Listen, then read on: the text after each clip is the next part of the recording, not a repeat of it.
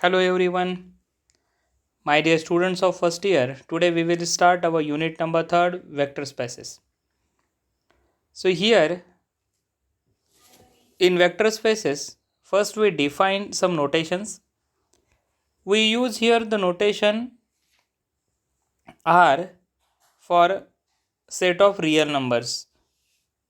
R notation we use for set of real numbers, or we may call it as field of scalars. Then alpha, beta, then small a, b, c. These are the notations we use to represent scalars. Then capital V, this notation we use for vector space. Then W, this notation we use for subspace or a vector space. And elements of vector space are represented by small u, small v and small w. So these are the notations we are going to use. Now let us define a vector space.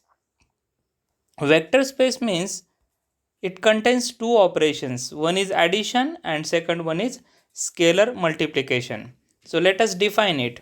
Let V be a non-empty set of vectors with two binary operations. One is addition and second one is scalar multiplication. Then scalar multiplication we denote it by dot.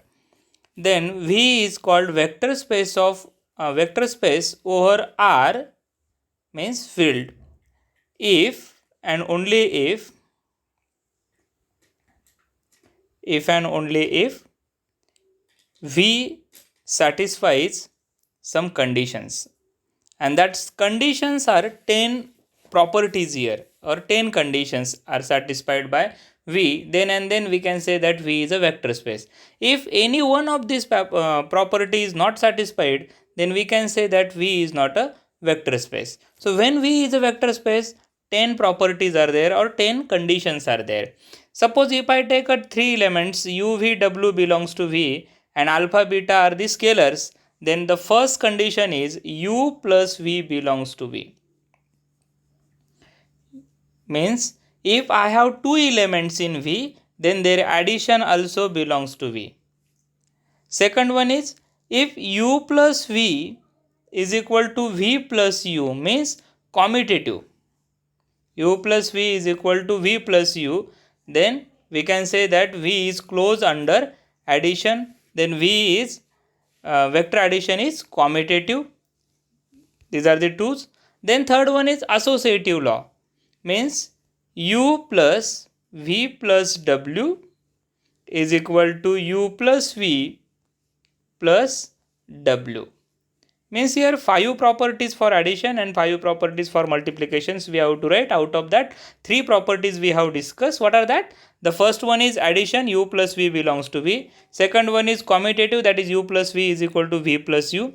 Third one is associative, that is u plus v plus w is equal to u plus v plus w.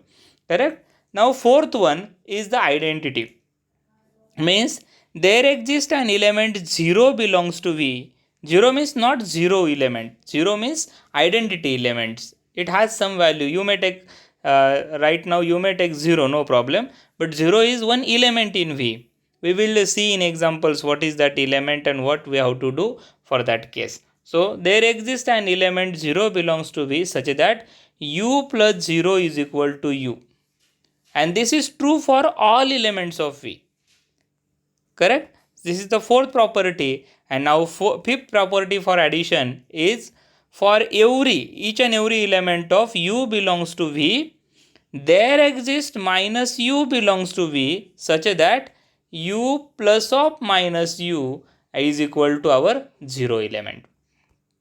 That is u plus minus u is equal to 0. So these are the 5 properties. Once again I will revise all 5 properties. First one is u plus v belongs to, yes, say with me, u plus v belongs to V. Second one is u plus v is equal to v plus u. Third one is associative, u plus v plus w is equal to u plus v, bracket complete, plus w. Fourth one, there exists 0 such that u plus 0 is equal to u. And fifth one, there exists minus u such that u plus minus u is equal to 0. So these are the 5 properties for addition. Now we will see remaining 5 properties for multiplication. So our sixth property is for alpha belongs to R, for alpha belongs to R and U belongs to V, then product alpha U belongs to V. Means though I multiply some number to vector, then their product belongs to our vector field. So alpha U belongs to V. Next one is, if I take two vectors U and V belongs to capital V, then we know that their addition belongs to V. So U plus V belongs to V. So I have this number U plus V and alpha is some scalar. Then alpha into U plus V is equal to alpha U plus alpha V. Yes, alpha U plus alpha V. Means if I multiply alpha to inside, I get alpha U plus alpha V. Next one is, if I have two scalars, alpha and beta are two scalars, then alpha plus beta is also one scalar, and into U if I take, then I can spread it alpha U plus beta U. I can separate it alpha U plus beta U. Correct? And here alpha beta belongs to R means scalar and U belongs to V. And this is true for each and every V. Correct? Next one is, if I have alpha beta product into U, then I can take alpha or beta one term common. That is alpha beta into U is equal to alpha into beta U, or you may write beta into alpha U, no problem. Correct?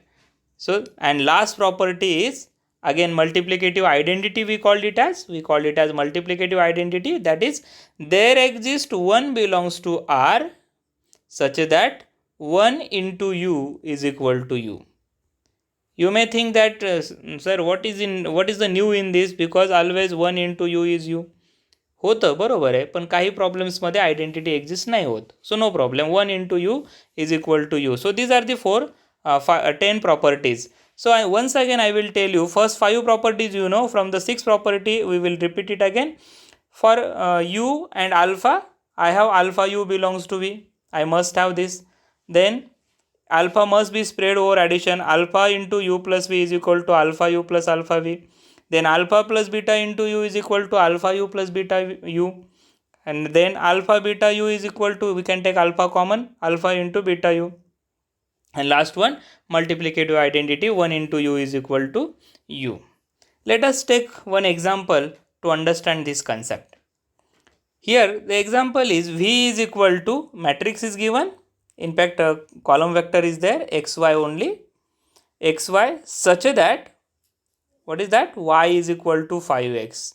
Means I have to take all such a matrices where y is equal to 5x. Means if I take x is 1, then y must be 5. If I take x is 2, y must be 10. Understood this? Or if I take x is 5, y must be 25, like that. Such a matrices we are going to consider. Then verify that V is a vector space over R with usual addition and multiplication. We will try it. Our first case, take 3 vectors first. What is that? U is equal to, first if I take U1 U2, second V is equal to V1 V2, and same way you can find W is equal to W1 W2 you may take. Correct? First, for first rule, our first condition, I require only 2. Now if these 3 vectors belongs to V, then what are their conditions? Their condition is like this: U2 is equal to 5 U1, because this vector belongs to V, and which vector belongs to V? If y is equal to 5x, means second term is 5 times multiple of first term, and V belongs to capital V, means V2 is equal to 5 V1, and W2 is equal to 5 W1.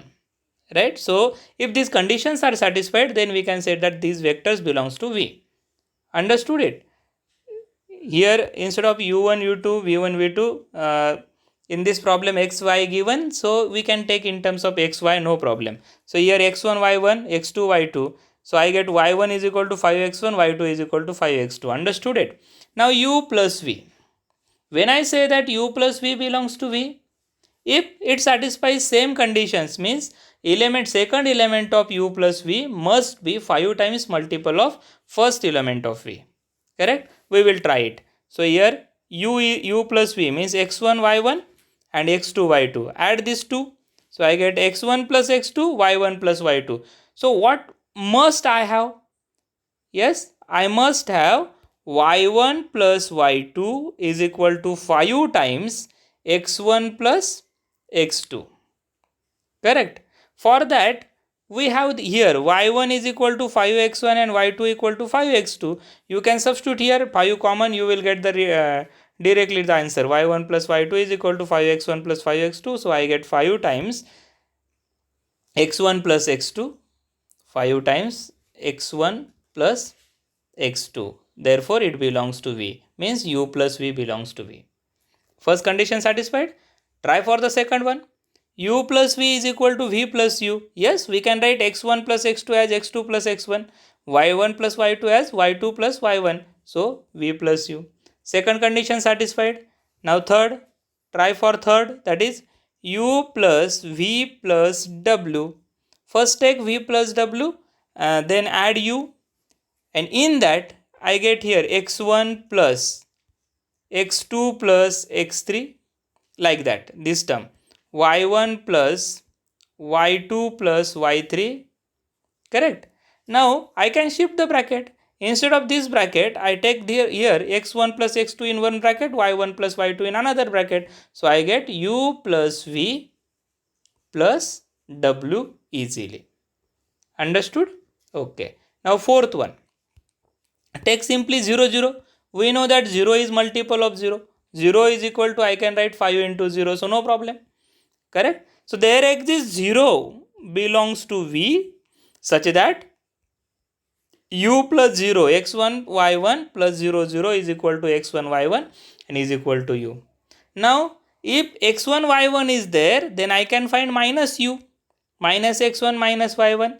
And if I add this to u plus of minus u, x1 y1 plus minus x1 minus y1 is equal to 0. So, all 5 conditions are satisfied for addition. Now, let us check for multiplication. If I take alpha and u is equal to x1 y1, then what is the product here? Product is alpha x1 alpha y1. Correct? So, when this element belongs to v? When alpha y1 is equal to 5 times alpha x1. Yes, both side alpha get cancelled. I get y1 is equal to 5 times x1, means this is belongs to v. Understood it? Next, now do it. Alpha plus beta into u is equal to alpha plus beta x1 y1. Multiply inside or separate alpha into x1 y1 plus beta into x2 y2. Correct? Alpha into x1 y1 plus beta into x1 y1, beta into x1 y1. So here I get alpha u plus beta u. Now similarly you can do it for u plus v. First do it u plus v and then multiply by alpha. You will get the answer. Alpha into x1 plus y1, x2 plus y2. Now you can separate here alpha x1 plus alpha x2 here. So I get alpha into x1 y1 plus alpha into x2 y2, that is alpha u plus alpha v. Just we write separately. Now ninth one is again the product alpha into beta of u. Alpha beta of u. You can check only beta we can multiply inside, alpha outside. So here alpha into beta x1 beta y1. So I get alpha beta u. And last one, simple identity is there, 1 into u is equal to 1 into x1 y1, that is x1 y1 u. Therefore v is a vector space over R because it satisfies all 10 properties. It satisfies all 10 properties. Therefore we can say that our vector space v is a vector space. Okay, remaining examples we will see in our next lecture. Thanks for watching.